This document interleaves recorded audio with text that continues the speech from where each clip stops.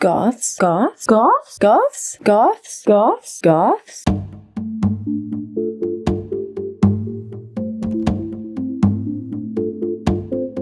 Hello, and welcome back to another episode of Read the Care Tag, a fashion podcast. This podcast is about anything and everything fashion related, for all of those who never grew out of playing dress up, with a sprinkle of history, a dabble of pop culture, a healthy dollop of fashion obsession, and a pinch of philosophical questioning. I hope you enjoy the show. Today, in honor of my favorite time of year and this year's somewhat late spooky season episode, we will be discussing the villain origin story of sexy goth girlfriends, Victorian goth, trad goth, and everything in between. The modern concept of Gothic fashion emerged in the late 70s and early 80s as a fashion offshoot of punk, known earlier as post-punk, which was a musically driven movement that arose as a reaction to the hippy-dippy 1970s, exemplifying a melancholic attitude towards the injustices of post-war society. Goths diverged from punk in their attitude, less aggressive and more focused on a lifestyle of introspection and fatalism. Both styles embrace DIY to the extreme, with distressing, spikes, pins, and studs, as well as Frankenstein and home-dyed garments. I do want to emphasize that goth music is a realm unto itself, with various divergent streams like death rock and more mournful croonings. However, this is a fashion podcast, and goth fashion has evolved beyond the music into its own beast. Speaking of the fashion, let's dive into some of the many inspirations of goth. One of the biggest being inspiration from Victorian and Edwardian mourning culture. During the late 1800s and the turn of the century, death was commonplace, and for the nobility, it had become the norm to try to outshine each other with elaborate funerals. According to the Australian Museum's Mourning in the Victorian Era exhibit, quote, "The determination to secure a decent burial for family members was characteristic of all classes in Victorian society, even if it meant hardship for the surviving family members. The ultimate disgrace was to be assigned a pauper's grave." In 1861, this whole culture was kicking into overdrive. With the death of Prince Albert, Queen Victoria went into deep mourning. Don't forget that the original influencers were the royals, so Victoria's mourning period led to popularization of black crepe, lace, veils, and jet jewelry. Jet is a type of petrified wood that creates a black stone-like look, which was popularized on the British Isle as well as surrounding Celtic regions from pre-Roman times. Human jewelry, with a piece of the deceased, was also popularized. A lock of hair or a tooth could be combined with the fresh new advent of photography to have a post-mortem photo that could be commissioned. Victorians believed that hair and teeth continued to hold some of the person's essence, and thus were used in elaborate weaving, detailed miniature scenes, braided chains, and carved rings. This might seem morbid and kinda gross, but when you look at the state of health at the time, it makes a lot more sense. Approximately 1 in 3 children died before the age of 5, and the war, typhoid, smallpox, and cholera made memento mori gain a new layer of meaning. So the goth kids, growing up in a post-war economy, with a dissipated optimism bubble, embraced the color black as their signature, mourning the world that might have been and opting for a morbid romanticism.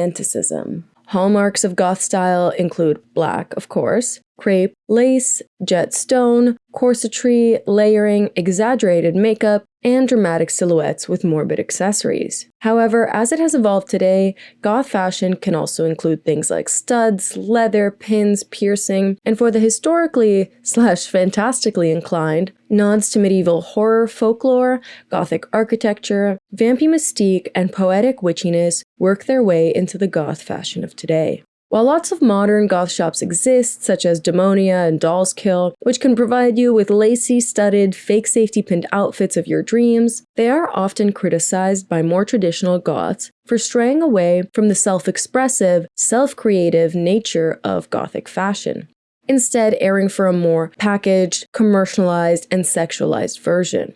And stereotypes of the sexy goth girlfriend with her golden retriever boyfriend don't help to fight this case.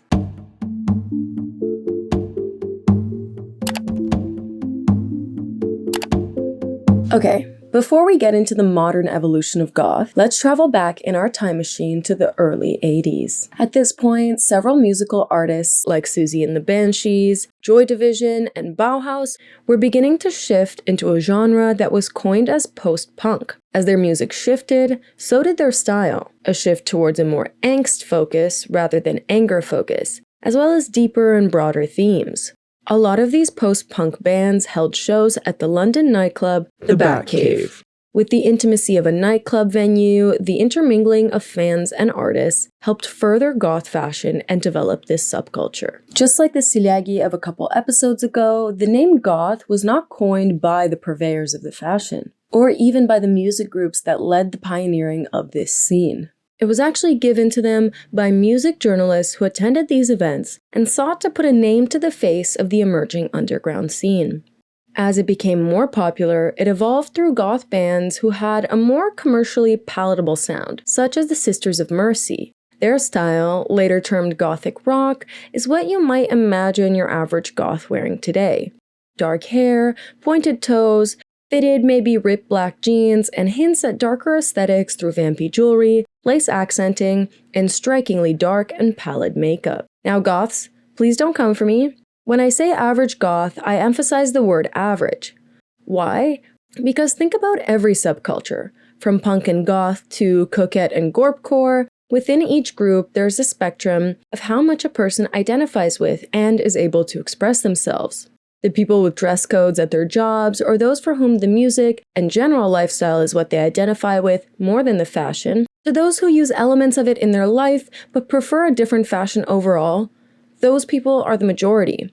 When people joke about having an emo phase in high school, but maybe they still love that music and ham it up for a concert, but in their day-to-day they prefer mainstream fashion, does that take away their club membership? Within these subcultures, there are people who go to the extremes, and while they're crazy cool to look at, some people wish they could and don't have the confidence, funds, or freedom to do so. So the ways in which people embrace their goth elements, or any other subculture, is valid, and gatekeeping that feels a little weird in my eyes. That being said, for the rest of the video, we will be focusing on the people who live their goth fantasy to the fullest, because to be honest, like I said, they're super fun to look at. First off, let's take a look at trad goth, the OG traditional 80s goth fashion. As goth music was emerging from the earlier punk scene, it was similarly influenced by punk fashion with crazy hair, leather, distressing, and DIY clothing. Just as today, black was a hallmark of goth fashion, stemming from parallel themes in Victorian Gothic mourning attire and Gothic literature. But a common misconception was that it was an all-black uniform. This largely comes from the fact that many photos of traditional goths are black and white. The fashion industry, as well as access to more exploratory fashion, was much more limited than today. So a lot of trad goths had to do with cutting up and dyeing their clothes, band t-shirts, and whatever leather they could get their hands on. And don't forget the fishnets. Color was an essential part of this, and there wasn't really one look for trad goths. Beyond the superficial, another defining element of trad goth was the romanticism of Gothic and horror literature, as well as general spooky themes. Essentially, the intellectual punk, with a touch of the dramatic. A more theatrical and diverse group than many other musical subcultures that came before it. A fascination with glamour and extravagance that thrived in the macabre environment created by the Batcave Club in London. In a lot of ways, they took on the popular trends of the period, like big hair, structured shoulders, and twisted them to a Gothic extreme, with incredibly teased up hair, crimped within an inch of its life, and stark makeup. Their extreme looks were jarring to the tastes of the genteel proletariat, and their penchant for darkness made them seem scarier and more violent than even punks. This is a cruel irony, because it led to the stigmatization of what was arguably the softer and more pensive subculture of this period.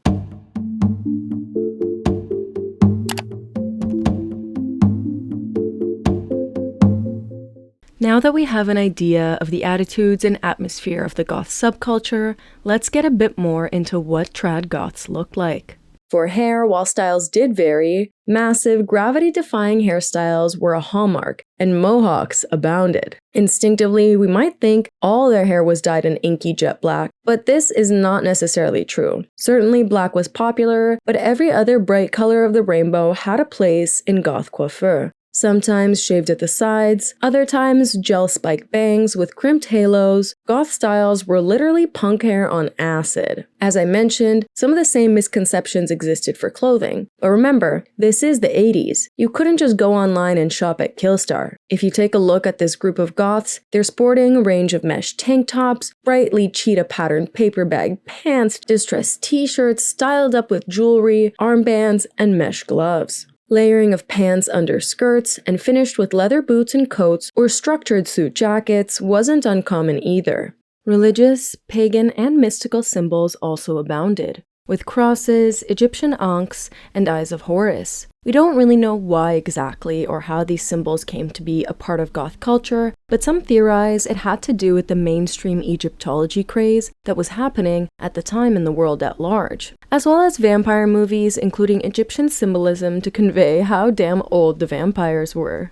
They solidified their place through goth music like Bela Lugosi is Dead, which is centered around Bela Lugosi, who played one of the OG film Draculas, some cult comics like Sandman, and a 1983 vampire movie called The Hunger that literally features Bauhaus and a lot of ankhs. While it's hard to nail down a goth uniform, the makeup was a bit more consistent. A pale visage, attained via a variety of methods like rice powder, or simply packed on fair foundations, baby powder, dark smoky eyes with heavy black liners and exaggerated wings, as well as similarly finely etched out black liner brows, with a harsh square inner brow and a ferocious tip.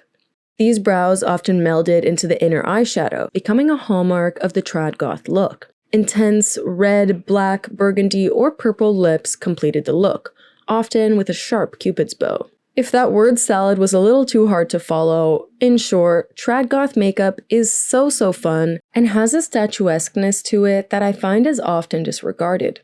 And while the trad goth culture technically lasted to the end of the 90s, it went through two waves, where first wave goths often felt disdain towards the more mainstream second wave. By the time the second wave was wrapping up, goth was beginning to fragment into further subcultures, some of which we will get into over the course of this episode.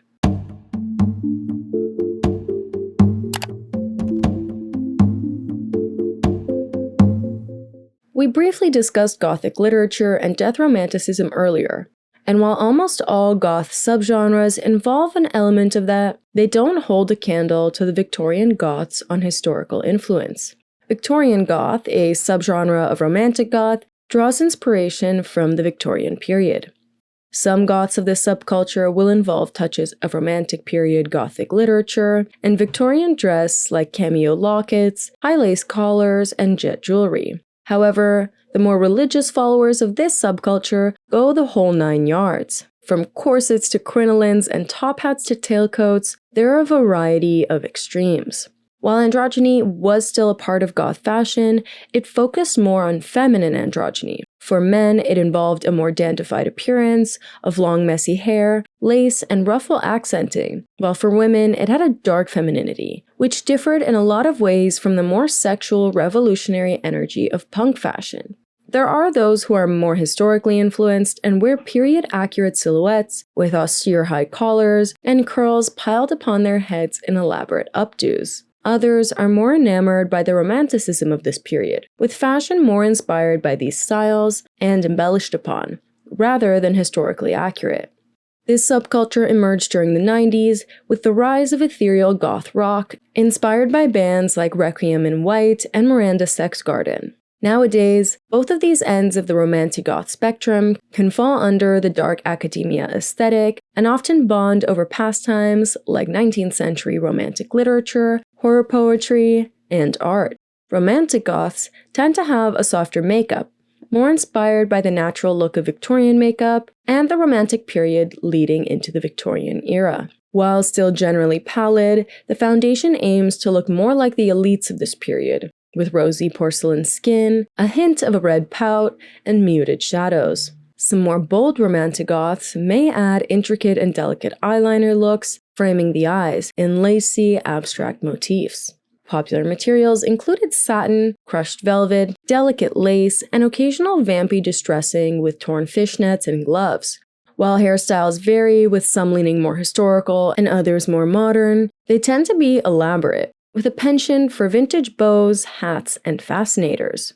Often, part of the modernization of the Victorian inspiration includes outerwear corsetry, and traditionally structural garments like skirt cages and petticoats gussied up into showpieces of their own. Some people might commit to this as a lifestyle, while others may incorporate hints of these details in their day-to-day clothes and get into full regalia for special events. I would like to note that while we are discussing Victorian Goth and Romantic Goth as distinct from Trad Goth, that's not always the case. As the book Somewhere Leather and Somewhere Lace emphasizes, dramatism and being a work of art in their own right were what exemplified goth culture from the start. No goth is the same, and so you might come across a quote-unquote Victorian goth who prefers the bolder makeup of trad goths to pair with their lace and frills. There is not one way to be goth, so bear that in mind as we discuss these goth subcultures, as I can only describe the most stereotypical, most popularized looks within each subculture.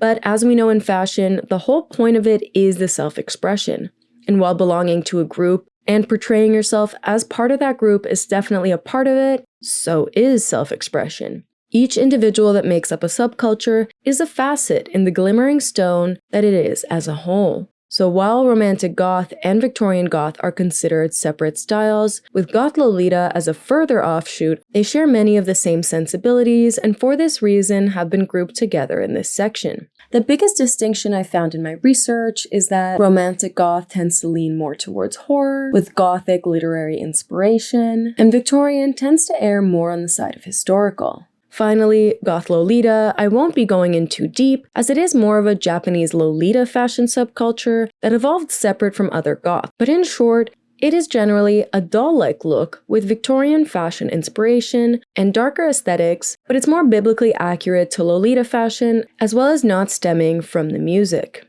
Now, if you're watching on YouTube, enjoy my attempt at blending the goth aesthetics from a bunch of different subcultures that we're talking about today into my personal take on goth style. While I love the intense makeup of trad goth, musically and fashion-wise, Victorian goth pulls me in a little bit more. And since I'm also a fiend for medieval history, I had to give myself my little handmade medieval coif-esque hat because at the end of the day, medieval folks are the OG goths. So if you're curious as to what the hell that adds up to, make sure to check out the podcast on YouTube if you want to see my look, as well as the visuals of what we talk about each episode.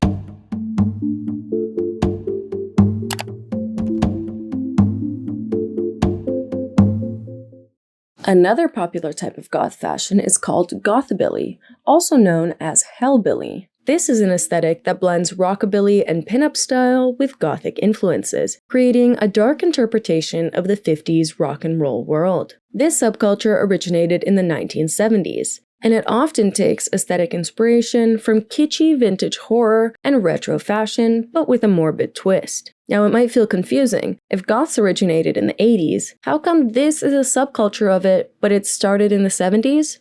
Well, unlike many other subculture names, the word goth and gothic existed long before modern-day goth, and was used to describe the atmosphere of fear and the supernatural popularized by Gothic literature. Of course, originally, it referred to the Goths, an early modern Germanic people who were a part of the fall of the Western Roman Empire and the birth of medieval Europe. Later, neoclassical medieval architecture, popularized from the 12th to the 16th century, was pretty much getting roasted by Renaissance Italian writers who used the term Gothic to associate what they perceived as ugly Roman ripoffs with the barbarian tribes that ruined the lovely Roman Empire. So, how does that turn into 19th century Gothic literature? Well, writers of the Romance period, or the early 19th century, associated medieval spaces with what they perceived as the Dark Ages. The novel's atmosphere of decay, isolation, and intense emotion were enhanced by setting them in these locations. The human tendency to perceive the present as so much better than the past, with a dual romanticization of the past, but also belief that today things really are better, rears its ugly head once again. But alas, Gothic literature was not only spooky, it was also romantic. Female Gothic went hard on the romance, but also addressed the more complicated female experience.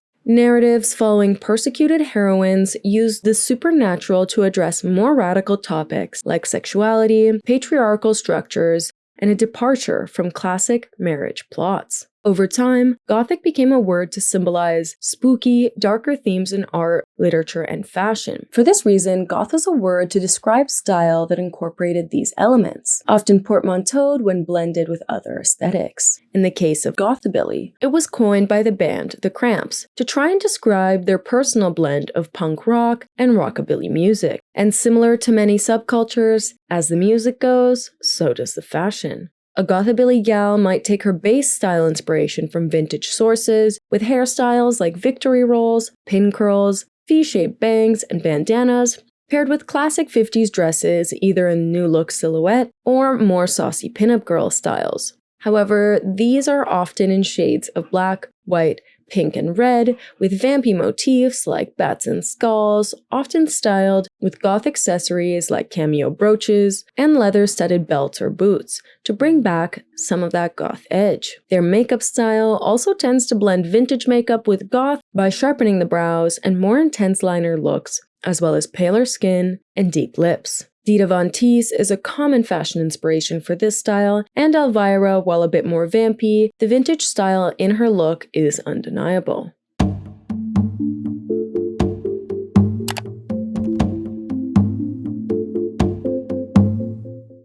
Next, an offshoot of more traditional goth fashion that also originated in the 1980s, in tandem with trad goth, is Perky goth. At first glance, they look pretty similar to trad goths, if maybe a little more cheery. Well, actually, they're exactly that. Also known as baby doll goth, this subgenre blends traditional goth elements with playful accessories and a quirky combination of optimism, a dark aesthetic, alternative tastes, and ethereal sound to their evolution of goth music. Many of the same styles are consistent, but with more bright colors mixed in. Tutus, preppy elements, and playful combinations of spooky and cute are the hallmark of this style. Things like lace gloves, platform boots, statement hair clips, bats, and skulls are combined with bows and rainbows with bold and colorful makeup. For hair, perky goths tend to opt for black hair with colorful streaks and playful hairstyles like elaborate bows and buns. But really, there's not just one style. Part of the reason Perky goth is considered closer to the source is because their music tastes did tend to stick to trad goth rock music, as well as later incorporating industrial, darkwave, and synth pop music as well. I don't have too much to discuss on the topic of Perky goths because they are considered more of another wave of trad goth. Now, the goths on acid, also known as cybergoth. This is where we start to diverge from the source material. While they are still associated with the broad goth subculture, they are differentiated through their lean further into industrial music, as they evolved out of the Gravers, or Gothic ravers, who basically engineered a rave invasion of the goth scene. Essentially, they combined the neon, furry leg covers, giant hair, and leather accessories into a Franken goth crossover. And while they do share some consistencies with the Perky goth scene in a turn towards electro-goth music and neon colors, they take it to the next level. This scene has a fascination with post-apocalyptic themes and departed from the lacy romantic elements in favor of synthetic materials like PVC and vinyl. While black is still a must-wear, neon colors are essential for cybergoth fashion. Accessories like gas masks and colorful hair extensions made of non-hair materials called cyberlocks were also a staple. Platform boots, fishnets, gloves, and distressed everything, as well as goggles and retro elements that exist in trad goth and Gothabilly, still hold a place in this subculture. The name itself is credited to the game Dark Future, which was described as cybergoth by Games Workshop in 1980. This episode is getting so long that I'm going to start picking up the pace here. With the opposite end of the spectrum, we have something called whimsical goth, or Whimsigoth. This culture emerged in the 90s and blended the darker notes of goth with the puckish charm of fairy folklore. Visually, it evokes Tim Burton, which is beautifully described by aestheticsfandom.wiki as surrealist visuals that are gloomy yet warm. It overlaps with witchy and cottagecore styles, but these goths tend to still listen to much of the traditional goth music. And so, despite their boho witch looks, they are still a part of the goth subculture. That's not to say that they're entirely the same. This offshoot of goths leaned a bit more into alternative rock, indie, and art pop with folk undertones. They tend to still wear dark, but now saturated colors, mixed bohemian patterns, and flowing styles that bring 70s hippies to mind. Just witchified. Materials like velvet still hold their place, as well as hints of Victorian fashion. Many people who consider themselves a part of this subculture also practice somewhat witchy spirituality in the form of crystals and tarot, but this isn't a requirement. Layering, shawls, and kitschy accessories all hold a place in this subculture. However, the makeup is toned down considerably. Think Sabrina the Teenage Witch, very clean 90s makeup, and overall more traditionally considered quote-unquote normal outfits. While some people might lean further out of the box with dark fae-like makeup, on average this style is still pretty acceptable within the mainstream. This style can be seen a bit as the beginning of the end for trad goth fashion. Not to say that trad goths don't exist anymore, but basically at this point, goth was beginning to encompass a wider range of audiences who enjoyed goth, goth-adjacent, or goth-inspired music and fashion. Speaking of the mainstream, let's talk about new goth. This subgenre is a modern take on traditional goth ideals. While somewhat controversial, it seems to be more or less accepted as an actual goth subculture because it still majorly centers on traditional goth and post-punk music. There's more involvement of witch house, EBM, and darkwave, so this wide range has led new goth to be viewed a little bit more as a fashion subculture, but nonetheless, it does seem to be considered a valid goth subculture, rather than distinct from it. This style arose in the 2010s, taking a lot more of its base inspiration from general millennial trends like skinny jeans and moto jackets, fishnets and tennis skirts, and of course, the round wool hat perched precariously on the back of the head. However, with a strong pagan and modern witch aesthetic. Think pentagram necklaces and deep burgundy lipstick with white blonde hair. Often, this style utilizes more popular fashion clothes of the period with witchy accessories in black metals, inspired by mythology, religious imagery, and the occult. Color schemes tend to stay within the grayscale, and modern clothes like booties are gothified through spikes and prints, as well as celestial and tarot imagery. For many who grew up in the 2000s like me, as a kid, this was what I imagined to be goth. Now that we've discussed the various offshoots of goth and its transition into the mainstream, let's get into some quote-unquote goth subcultures, aka fashion subcultures that have goth in the name, but are largely unrelated to the original goth scene. They may take some musical or fashion inspiration from trad goths, but are not actually connected. First up, mall goth.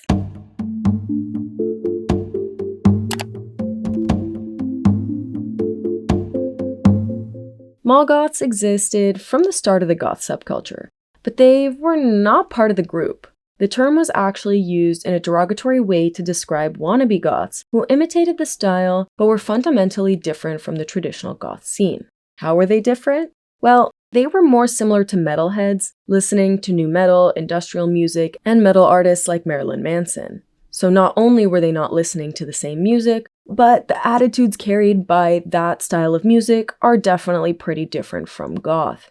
If trad goths could be bottled into a perfume, it would be called something artsy and ironic, like smiling through the gloom.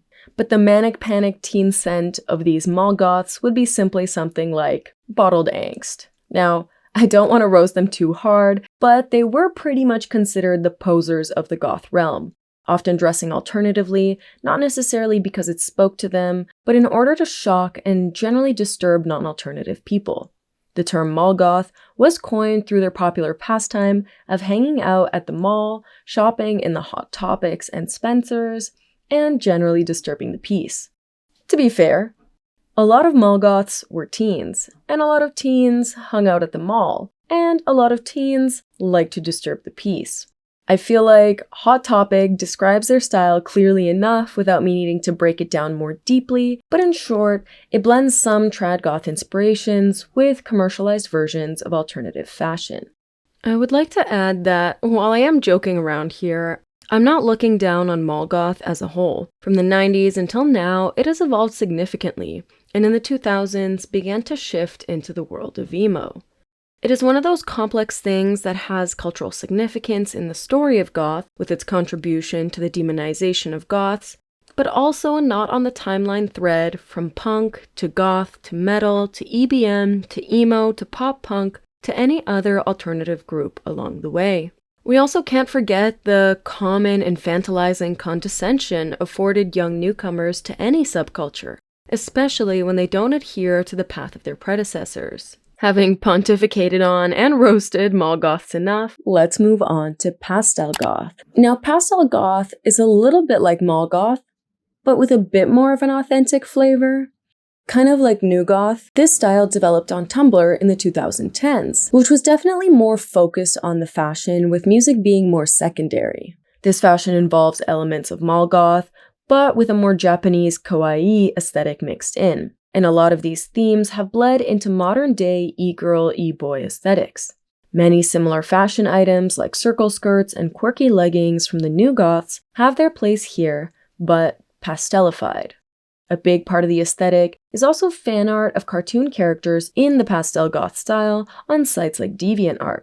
Next on the Goth Not Goth menu, we have bubble goth. This is a late 2000s style developed around an artist called Kerli Koif, whose music blends pop, techno, and rock. Her fashion mixes cutesy romantic goth details like ruffles and lace with cyberpunk accents like gas masks, bandolier belts, and bright, bright pink. She is quoted on her mission as aiming to make beautiful creepy, and the creepy beautiful.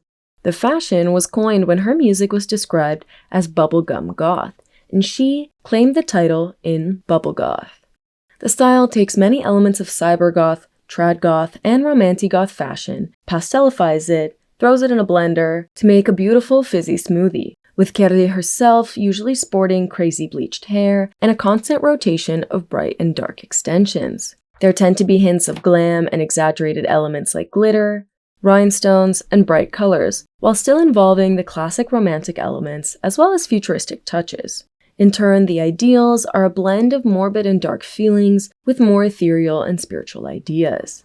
For example, fans of Kerli wear 3 dots on their forehead, representing the concepts of integrity, love, and unity, which Kerli espouses in her work. This style tends to involve dramatic, goth-inspired makeup and celestial moon or fairy symbolism. In terms of clothing, sheer, glittery, and effervescent tops abound, mixed with corsets, bustiers, miniskirts adorned with ruffles, and futuristic, kawaii, and alien-inspired hairstyles. And while this fashion style was inspired by artists like Kerli and Björk, there are some people who prefer trad goth music but opt for the bubble goth aesthetic. Last but certainly not least, goth punk. The name may seem deceiving and bring trad goth or post-punk to mind. However, it's completely unrelated in terms of origin. Goth punk is a Japanese fashion that involves elements of, unsurprisingly, both goth and punk fashion. However, it is more based in manga and anime characters like Nana and Mesa Amani, and many of these animes take inspiration from and sometimes directly involve Vivienne Westwood, the original queen of punk. Much of the fashion trademarks like tartan, fetish wear, creeper platform shoes are taken from Westwood house codes, as well as punk culture at large. The goth element makes itself known in the hairstyling, makeup, and accessories associated with this aesthetic. And because goth punk is a Japanese subculture, it is distinct from the rest of goth as a whole. Now, I would like to make an honorable mention to visual kei, which is basically a Japanese music culture based in glam rock, goth, and punk. This culture has its own wide range of offshoots that is too much to address in this already insanely long episode, but I felt it was important to mention.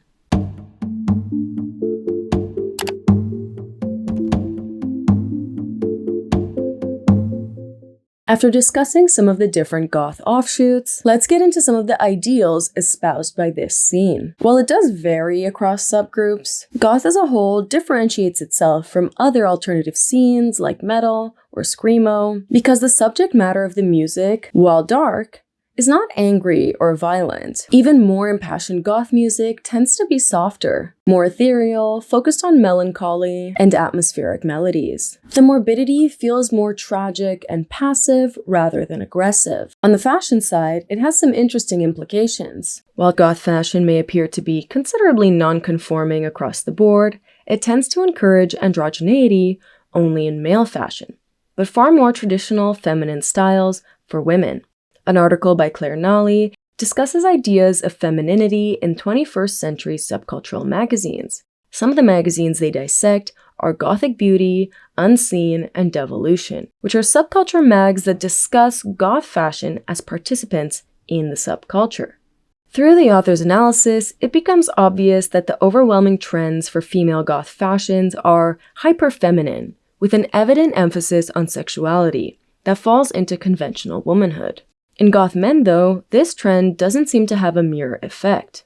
My personal theory on this is, with the connection to goth romantic literature and the Victorian era, some of these ideals managed to seep their way in, hitching a ride with the fashion inspirations. Many of the romantic interests of this period, as well as general male fashions of the Victorian era, have a unique masculinity that today may be seen as more feminine. From tailcoats and pigeon chest shapewear to top hats, elaborate facial hair, and frilled shirts under silky waistcoats, men's Victorian fashion silhouettes are not too far from ladies' power suits today. And if you think Victorian men were just built different, of course, that isn't the case. In the early 19th century, men's corsets began to come into fashion. Initially, they were meant for strenuous activity, especially in the military, kind of like weightlifting belts, to help support the core. This began to bleed into fashion, as the popular silhouette shifted from a burly to a more slender, wasp-like shape. As a 19th century Frenchman said, "The secret of the dress lies in the thinness and narrowness of the waist. Catechize your tailor about this. Insist, order, menace. Shoulders large, the skirts of the coat ample and flowing, the waist strangled. That's my rule."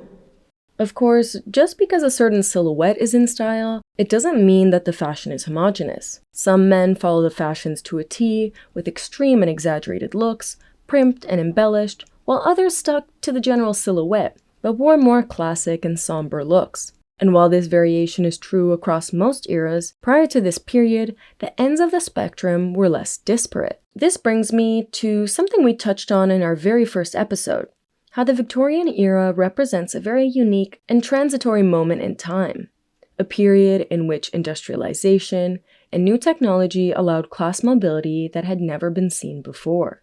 Some theorize that is what led to the rise of dandy fashion and increased the variety within popular fashion. Middle-class folks striving to imitate an aristocratic life, stand out, and prove their deserving place within the newfound bourgeoisie. Just like any out-there fashion, the people, they love to mock it. And just like we saw in the Stiliagi episode, the media was full of satirical comics laughing at the lengths they would go to in their bourgeois mission, as well as insinuating homosexuality. Similar to much of history, before the invention of cameras and film, and even early on into that, what gets written down is what gets remembered. So we get a disproportionate impression of dandies as the main style of the Victorian male rather than the subculture. Not only do we forget that the Victorian dandy is actually just another step in the evolution of the fashion-forward man of epochs prior, such as the broke macaroni. Yes, that's a real thing, but it's also a predecessor to the modern-day fashionable metrosexual man. Interest in appearance and fashion has long been portrayed as effeminate, so it's no surprise that attitude was in full swing in the Victorian period. This long-winded explanation essentially shows us how the Victorian fashion that is perceived as quote-unquote traditional male style of that period is actually a fallacy and was already perceived as effeminate then. This allows modern interpretations of male Victorian fashion to disproportionately popularize androgynous and gender-challenging styles. But when we consider women's fashion, many of the similar popular details of this period that capture goth sensibilities, like ruffles and lace, are already considered traditionally feminine. Exaggerating those styles further through outer corsetry, layers of skirts, and alternative sexual allure is the black cherry on top. Men doing the minimum are artistically groundbreaking, rebelling against norms, and women doing the most are still women first, needing to make up for their alternativeness by still fitting traditional ideals. This is not to suggest that goth women's fashion choices stem from the aim to self-sexualize, and sexual liberation or any other choices to do with sexuality are not intrinsically tied to the clothes we wear. But, and this is a big but, I do think each and every one of us is susceptible to the societal norms, pressures, and frameworks we grow up in, and it's hard for me to believe that it's possible to shuck the effects of that entirely. Maybe I've been talking about goth fashion for too long and my brain is melting, but I do find it interesting that as trad goth began to splinter into new variations, androgynous, musical, and fashion rebellion pioneered in the 80s became more mainstream and evolved into styles that were more socially acceptable. Goth today tends to encompass everyone from fans of the post-punk music to the melancholic purveyors of historical dress and the goth pin-upified Disney princess. Its evolution has been far from a straight line, and it has splintered in so many directions that I'm sure there's still so much that I've missed. Let me know in the comments if I missed anything, if you learned anything new today, and if you enjoyed the episode, rate the podcast if you're on an audio platform, and of course, follow and subscribe for more episodes. Thank you so much for joining me on Read the Care Tag. In this episode, I will leave you with a question. Is all goth valid?